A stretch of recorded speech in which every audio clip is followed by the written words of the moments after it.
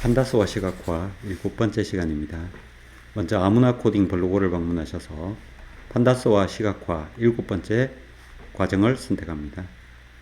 여기에서 exec 실습용 파일을 다운로드합니다. 자, 이제 콜앱 페이지로 이동하셔서 다운로드한 파일을 선택하시고 업로드를 실시합니다. 오늘 과정은 히스토그램을 그려보고 컬럼을 추가하고 열을 삭제해보고 그리고 축 기준 그림에 대해서 알아보겠습니다. 자, 먼저 데이터 프레임을 만들어 보겠습니다. 데이터 프레임은 C본에 내장되어 있는 다이아몬드를 이용해서 데이터셋을 로드하도록 하겠습니다. 다이아몬드에 관한 데이터 프레임입니다. 이 열 정보를 살펴보면 다이아몬드의 가격, 무게, 절단 품질, 색상, 투명도, 깊이 비율, 직경 비율, 길이, 너비, 깊이 등의 정보가 있고 한번 인포 정보를 통해서 확인해 보면 54,000건 정도의 행으로 구성되어 있고 지금 숫자형, 카테고리형 매우 품질 좋은 데이터인 것을 확인할 수가 있습니다. 먼저 히스토그램에 대해서 알아보면 히스토그램은 데이터 분포를 나타내는 대표적인 그래프입니다. 도수 분포표를 시각화한 것이고 주로 연속적인 수치 데이터를 표현하는 데 사용됩니다. 우리가 연속적인 데이터라고 하는 것은 키, 171.1, 178.5 이런 식으로 계속적으로 연속되는 숫자들을 표현하는 데 적합하죠. 그래서 히스토그램은 일반적인 막대 그래프와 다른 점이 X축에 데이터 값이 들어갑니다. 우리가 보통은 막대 그래프는 Y축에 측정값이 들어가는 반면 X축에 데이터의 값이 들어가는 게 차이점이고 중요한 것이 구간입니다. 연속된 값은 단 하나나 두 개 아주 적은 값이 있기 때문에 구간을 나눠야 됩니다. 키를 예를 들면 160에서 170, 170에서 180, 180에서 190 이런 식으로 구간을 나누게 됩니다. 이 구간을 나누는 게 중요하고 그리고 Y축에는 이 구간의 값, 개수에 해당되는 값이 막대 그래프로 구성되게 됩니다.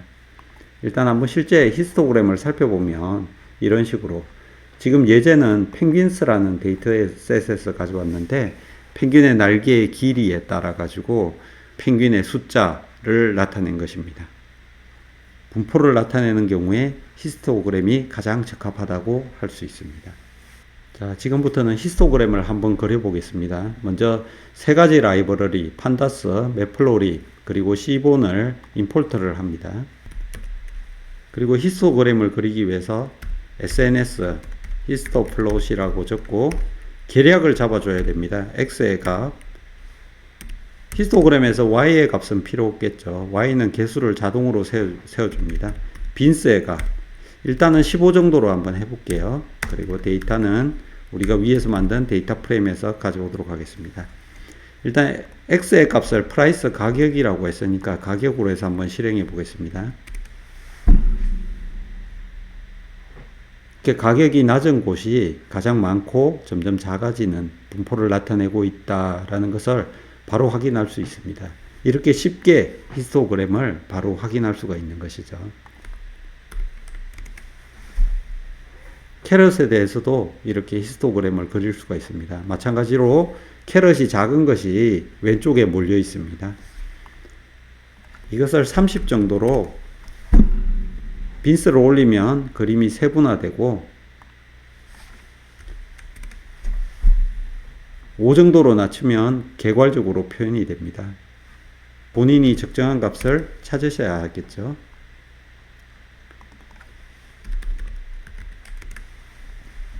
자, 이런 식으로 계속 사용할 수가 있습니다. 이것을 그대로 복사해서 이번에는 범주 휴를 한번 지정해 보겠습니다. 휴는 지금 다이아몬드의 품질이 있었죠. 아까 이게 컷이 품질입니다. 품질 5개 등급으로 휴를 줘 보겠습니다.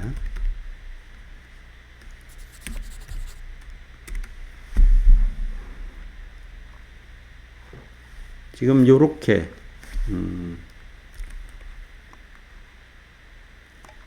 등급별로 잘 나왔는데 지금 이것들이 중복이 되어 가지고 확인하기가 어렵습니다.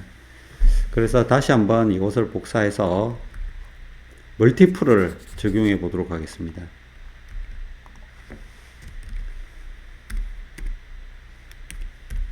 멀티플이라는 것은 각 범주를 어떻게 표현할 것인가 하는 방법인데 스택과 닷지 두 개로 줄 수가 있습니다. 스택을 줬을 경우에는 히스토그램에 각 항목이 겹쳐서 표현이 됩니다. 지금 위에 그림보다는 굉장히 깔끔하게 표현이 됐죠. 덧지 옵션을 주게 되면은 세로로 분리된 것이 아니라 가로로 표현이 됩니다. 그래서 이 옵션을 줄 때는 빈스가 많으면 많을수록 확인하기 어렵습니다. 빈이 좀 작을 때 더 효과적으로 사용할 수가 있겠죠.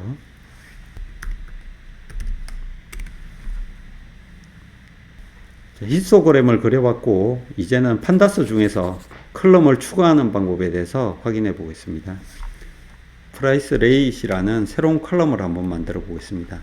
아주 간단한데 데이터 프레임에 새로운 컬럼명을 적어 넣으면 새로운 컬럼이 만들어지는 것입니다.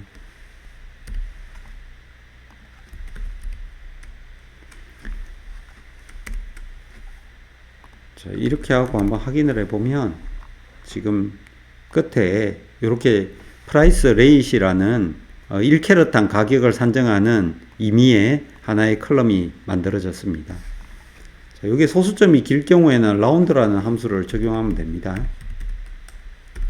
소수점을 두 자리까지만 끊겠다 하면 이런 식으로 적용할 수 있겠죠. 보기 좋게 잘 나온 것을 확인할 수가 있습니다. 여기에서 주의해야 될 점은 이와 같이 프라이스 레이 2 속성을 이용하는 경우는 사용할 수가 없습니다. 지금 속성을 이용하는 경우는 이미 데이터 프레임이 만들어졌기 때문에 점을 찍어서 속성을 사용할 수가 있는데 이렇게 신규로 만들어질 때는 아직까지 속성이 만들어져 있지 않기 때문에 별도의 에러 메시지는 없었지만 지금 이 행이 만들어지지 않았다는 것을 볼 수가 있습니다. 그래서 꼭 사용할 때는 이와 같이 대괄호 안에 넣는 방법을 이용해야만 생성이 됩니다. 다음으로 assign 메서드를 이용해서 컬럼을 추가하는 방법에 대해서 알아보겠습니다. 먼저 예제를 한번 만들어 보고 설명을 드리겠습니다.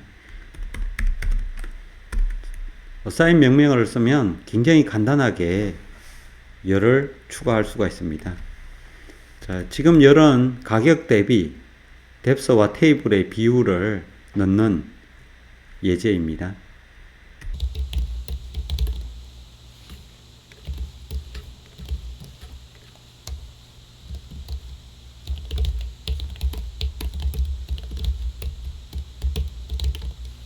이와 같이 치고 실행을 하게 되면 지금 추가가 되었죠. 여기에 설명은 바로 첫 번째 인자는 새로운 컬럼의 이름이고 두 번째 인자는 새로운 컬럼에 들어갈 값이 되겠습니다. 이와 같이 콤마를 이용해서 여러 개의 컬럼을 한꺼번에 추가할 수가 있습니다. 자, df를 쳐서 한번 확인을 해보면 새로 넣은 컬럼들이 없어졌죠. 기존의 데이터를 변경하려면 이 변경된 정보를 데이터 프레임에 다시 저장을 해야 합니다. 이렇게 하고 df 정보를 확인하면 지금은 추가가 되었습니다. 자, 다음으로 등급을 보다 보면 이 각각의 등급에 대해 가지고 이런 어떤 문자 정보보다 숫자가 필요한 경우가 있습니다. 그럴 경우에 쓸 수 있는 맵 함수를 이용해 가지고 각 등급에 해당되는 숫자로 변경하는 작업을 해 보겠습니다. 자, 어떤 등급이 있는지 5개 등급을 이렇게 한번 출력해 봅니다. 그래서 이 각각의 등급에 따라서 구선 2점, 배리구선 3점 이와 같이 여기에 해당되는 점수로 변경하는 코드를 작성해 보겠습니다. 컷 그레이드라는 컬럼을 신규로 만들 것이고 이것은 df 컷에 맵을 시키는데 바로 이 딕셔너리 값을 맵을 시킨다는 것이죠. 컷에 해당되는 컬럼을 매핑을 시키는 것입니다. 자, 이렇게 실행을 하게 되면 컷 그레이더라는 컬럼이 추가되었고 아이디얼 5, 프리미엄 4 이와 같이 컷의 카테고리 문자 정보를 숫자로 잘 변경한 것을 확인할 수가 있습니다. 많이 사용되겠죠. 이렇게 간단한 맵 함수 정도 기억하시면 좋을 것 같습니다. 자, 다음에 행렬의 삭제 부분입니다. 삭제 부분도 굉장히 간단한데 del하고 df에 삭제하고 싶은 컬럼을 적으면 됩니다. 우리가 기존에 추가한 것 중에서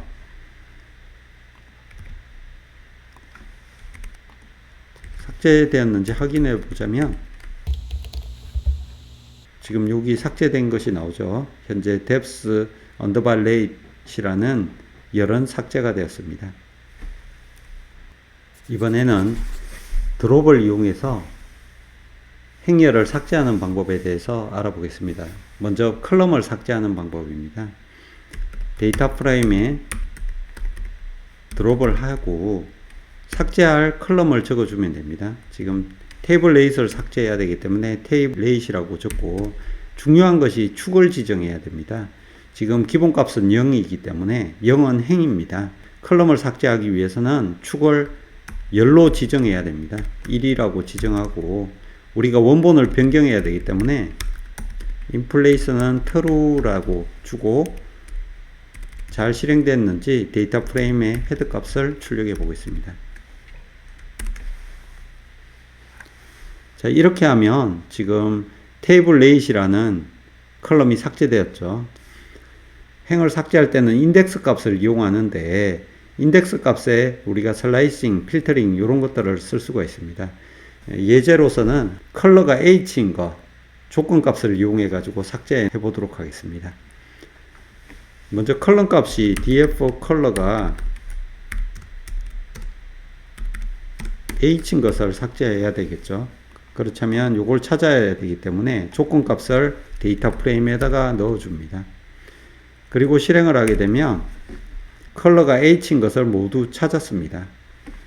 이것을 드롭을 이용해서 삭제하기 위해서는 df에 드롭을 하고 위에 조건식을 그대로 치고 여기서 중요한 것은 바로 이 인덱스를 추가해 줘야 됩니다. 이와 같이 하고 실행하면 컬러가 H인 행이 모두 삭제됐습니다. 원본을 변경하고 싶으면 인플레이스는 true라는 명령어를 주면 됩니다. 행렬을 추가하고 삭제하는 것은 데이터 프레임을 만질 때 가장 기본적인 것이기 때문에 여러 가지 방법으로 잘 사용해 보시면 좋을 것 같습니다. 다시 시각화로 돌아와서 축레벨 함수에 대해서 알아보겠습니다. 축레벨 함수는 매플로립에서 제공하는 객체를 이용하여 그래프를 그리는 방법입니다. 객체를 이용한다는 것이 좀 이해하기는 어려울 수 있는데 현재까지는 우리가 피처 레벨이라고 해서 이런 눈앞에 있는 현재 도화지에다가 그림을 바로 그리는 방식이었습니다. 객체를 이용하는 방식은 이렇게 우리가 객체들로 나누고 이 도화지를 나누고 우리가 어떤 도화지에다가 그림을 그려야 할지 이렇게 지정해 주는 방식이다 라고 이해해 주시면 되겠습니다. 아직도 이해가 부족하시다면 예제를 보면서 설명드리도록 하겠습니다.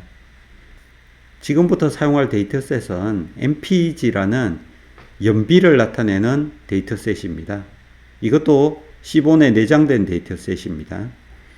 mpg가 연비, 실린더의 숫자, 그리고 배기량, 마력, 차량의 무게, 엑셀레이션 0에서 60마일까지 걸리는 시간입니다. 차량의 연도, 그리고 지역, 이런 정보들이 나와 있네요. 밑에 설명해 뒀습니다. 자, 축 레벨을 그리기 위해서는 PIG라고 해도 되고 간단하게 P라고 해도 됩니다.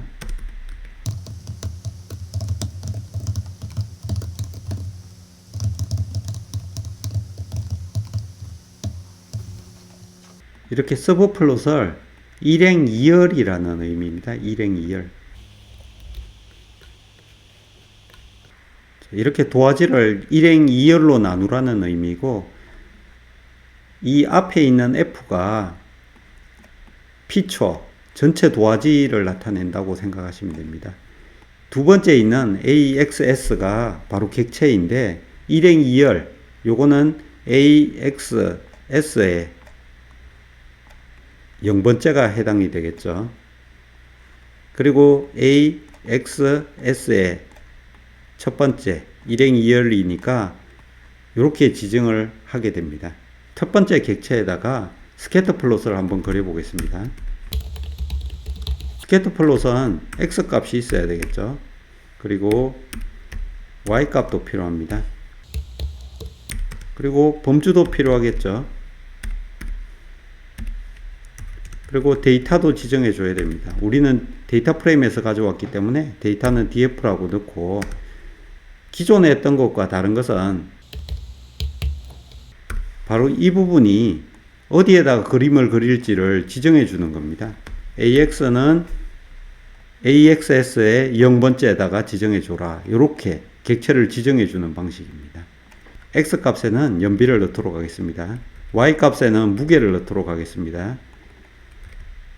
Q 값에는 지역을 넣도록 하겠습니다. 이렇게 하나를 넣고, 지금 이 상태에서 실행을 하게 되면 바로 첫 번째 그림이 그려졌습니다. 두 번째 객체도 추가해 보겠습니다. 두 번째 객체에는 히스토플롯을 넣어 보겠습니다. 히스토플롯은 X 값이 필요하고, 빈 값도 필요하고, Q도 넣어 보겠습니다. 그 다음에 멀티플은 스택을 이용하고, 데이터는 데이터 프레임에서 가져오고, 중요한 축을 두 번째 열로 지정하겠습니다. 자, X는 액셀러레이션, Q 값은 실린더스를 넣고 실행을 해 보도록 하겠습니다. 두 번째 열은 1이라고 적어야 되죠. 자, 이와 같이 그래프가 잘 나타났습니다. 우리가 그래프를 그리는 것도 중요한데, 그래프를 그린 그림을 이해도 할 수 있어야 됩니다. 지금 이 스캐터 플롯에서는 웨이터, 무게, 연비, 무게가 많을수록 연비가 떨어진다. 무게가 적어질수록 연비가 올라간다 라는 것을 알 수 있죠. 이런 방향성을 보이고 있기 때문에 음의 상관관계가 있다라고 말씀드릴 수 있습니다. 그리고 지금 미국 차들은 무게는 굉장히 많은데 연비가 떨어진다. 그리고 일본 차들은 비교적 무게가 적고 연비가 좋다라고 말씀드릴 수 있을 거고, 유럽 차들도 비교적 연비가 좋은데 좀 넓게 퍼져 있다. 이렇게 볼 수 있겠네요. 이 그림은 액셀러레이션 0에서 60마일까지 가속되는 시간을 나타내는 것인데, 실린더 개수가 짙은 거 많을수록 시간이 줄어든다. 그러니까 실린더가 많을수록 빠르다라는 것을 나타낼 수 있죠. 그리고 실린더 개수가 적을수록 속도가 좀 느려진다. 이런 것들을 확인할 수가 있습니다. 그래프를 그리는 것도 중요한데, 이 그래프를 그려서 나타나는 이 정보들을 해석하는 능력도 상당히 중요하다고 할 수가 있습니다. 자, 이번에는 2행 2열의 서버 플롯을 한번 그려 보겠습니다.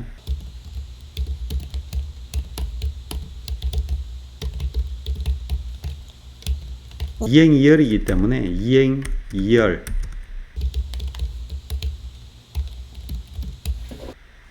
이런 도화지에 2행 2열이기 때문에 이렇게 두 개를 나눠서 여기에는 카운터 플롯, 여기에는 히터맵, 여기에는 산점도, 여기에는 라인 플롯, 이런 식으로 그림을 그리는 것입니다.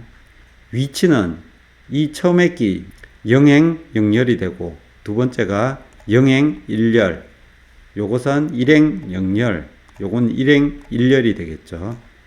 이와 같이 지정을 해서 그래프를 그려 보겠습니다. 카운터 플롯은 숫자를 세는 거기 때문에 X 값만 필요합니다.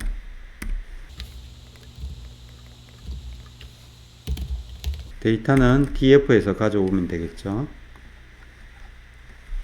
두 번째 히트맵은 df.corr 상관계수로 그려보도록 하겠습니다. 각 그래프의 상관계수의 값을 나타내도록 note는 true라는 옵션을 줬습니다.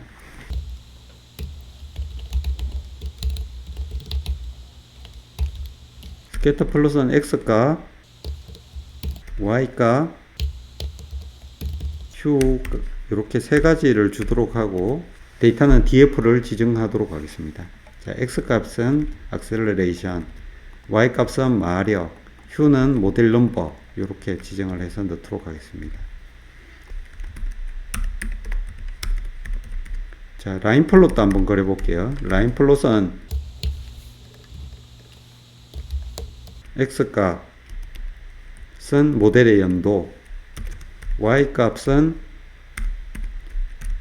연비, 데이터는 마찬가지로 df에서 가져옵니다. 자, 여기서 중요한 것이 ax는 ax에 0행령 첫 번째 있는 걸 지정해 주는 거죠. 자, 복사해서 요구는 0행 1열에다가 지정을 해주고 요것은 1행 0열에다가 지정하겠습니다. 마지막 그래프는 1행 1열에다 지정하고 실행해 보도록 하겠습니다. 이와 같이 그래프가 잘 그려졌습니다. 첫 번째는 실린더 수에 따른 숫자입니다. 실린더 수가 4개짜리가 가장 많고 그 다음으로 8개짜리가 많다라는 것을 확인할 수가 있습니다. 실린더 숫자나 배기량, 마력, 무게 이런 것들은 강한 음의 상관관계가 있다라고 봅니다. 바로 이 연비와 음의 상관관계가 있다라는 것을 확인할 수가 있죠. 악셀러레이션과 모델 넘버는 약한 상관관계 정도 있다라고 볼 수가 있습니다. 지금 이 산점도에서는 홀스파워, 마력과 악셀러레이션인데 마력이 높을수록 시간이 줄어든다. 음의 상관관계죠. 이 마력이 높을수록 가속력, 가속하는 시간이 줄어든다라는 것을 확인할 수가 있습니다. 그리고 이 라인 그래프는 모델 연도에 따라 가지고 기술이 증가해서 그런지 연비가 계속 이렇게 급격히 상승하는 것을 볼 수가 있습니다. 자, 오늘은 여기까지 하겠습니다. 다음 시간에 또 더 좋은 컨텐츠로 찾아뵙도록 하겠습니다.